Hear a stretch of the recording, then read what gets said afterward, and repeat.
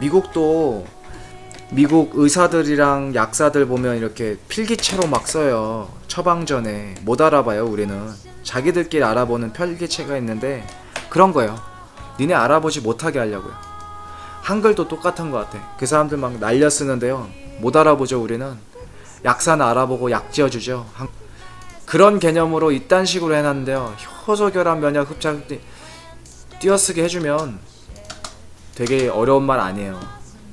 효소, 엔자임, linked 결합, 면역, 이뮨 아까 얘기했죠. solvent 흡착이요. 흡수되고 착지되는 거예요. 어딘가에 자리 잡는 거예요. assay 측정법. 그러니까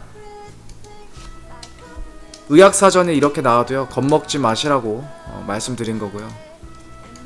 미국 의사들보다 더 변태적인 일을 하고 있다는 게 여기서 증명이 되는데, 미국 의사들이 만약에 이거를 이따위로 써놨다면 누가 알아나 보겠어요?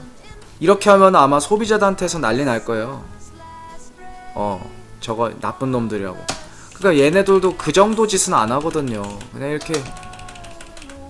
이렇게 해야 된단 말이에요. 근데 왜 한글은 미국 의사들도 안 하는 짓을 하냐고요. 이렇게 띄워줘야지. 의사 가족들이 저 뭐 욕 많이 할 것 같은데요. 욕하세요. 내가 오늘 죽나 내일 죽나 어쩔 건데요. 그런 게 무서운 게 아니고, 나는 우리 이제는 이 정도로 발전하고 당신들 돈 많이 벌고 이랬는데요, 민간인들도 의학적 지식이 알았으면 좋겠어요. 제가 알았으면 좋겠어서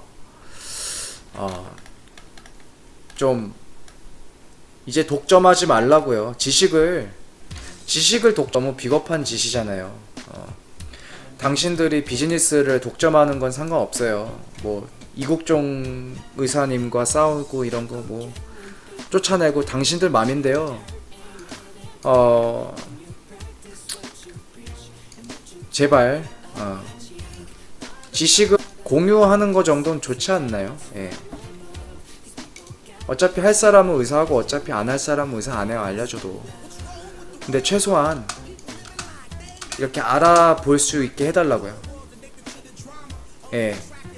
어디서 단어를 검색해봐야 되는지 모르는 사람은 효소결이라고도 할 수 있고, 한면역 측흡 이렇게도 검색해서 해볼 수도 있잖아.